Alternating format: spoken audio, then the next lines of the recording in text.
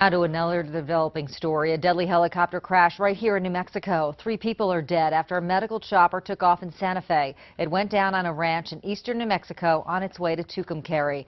Action 7 News anchor Royal Day spoke to a couple first to get to the crash site. They live just a mile away from where the chopper went down. She begins our team coverage.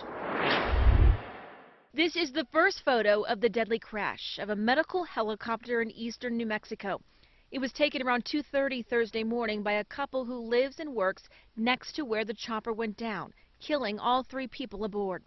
They were the first to see the horrific scene up close. Just fire. I mean, I could see the tail of the helicopter. That's how I knew it was the helicopter.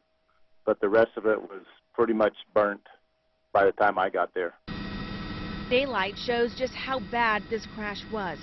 Sky 7 flew above the T4 ranch, several miles north of Newkirk. On the side of this hill, you can see a blackened section of what's left of the chopper. It was pretty scary, especially when I walked up on it. I've never been around a crash like that, and I was a little bit nervous when I walked up on it, just to kind of not know exactly what I was going to see or find. The Frosts say the sight was just awful. Other than the tail of the helicopter, that's the only thing that you could actually make out. Everything else was just burnt and was gone. There was nothing there. Investigators say it's too early to tell what may have caused the crash. As far as the possibility that weather played a role in this, the Frosts tell us there was only a light drizzle falling at the time. No heavy rain, lightning, or other severe weather. Back to you. We're learning more about the victims in today's crash and the company they worked for. Action 7 News reporter Alana Grimstad continues our team coverage in Santa Fe.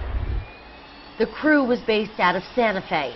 The company called Tri-State Care Flight is headquartered in Arizona and works across the Southwest, flying patients in emergencies to the hospitals they need to go. It has 1 chopper and 14 employees stationed here at the Santa Fe airport. Today they're mourning the loss of 3 members of their team, a pilot, a paramedic, and RN who were on their way to take care of a patient in Tucumcari when they crashed into a mountain. A Care Flight spokesman says the company only hires experienced medics and pilots, and those in the chopper were most likely veterans in their fields. The chaplain for Santa Fe emergency responders came to the cathedral this afternoon to pray for the victims aboard the helicopter. It's a sad day for Santa Fe, a sad day for New Mexico, because they're flying the sky, they're out there doing their work, they're doing their duty, but they also have families. So, you know, for them, we're in prayer, and for their families, and we love them. The staff at Santa Fe's Christus St. Vincent Hospital works very closely with the Care Flight crews. Tomorrow night, hospital workers will hold a vigil on the helicopter pad. It is not open to the public. In Santa Fe, Alana Grimstad, KOAT Action 7 News.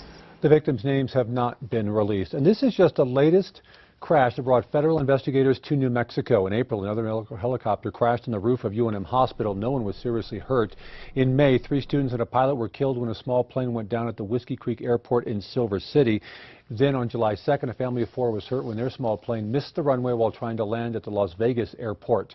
And 2 days later, 2 people were killed on the Colorado state line after a plane crashed near the Durango-La Plata County airports.